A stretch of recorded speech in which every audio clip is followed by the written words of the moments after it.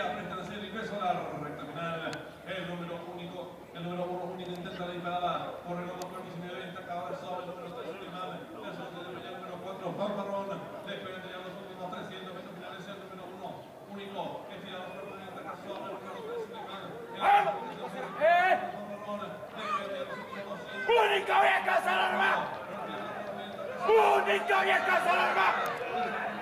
¡Único viejo Salarma! ¡Único viejo Salarma! ¡Único viejo Salarma!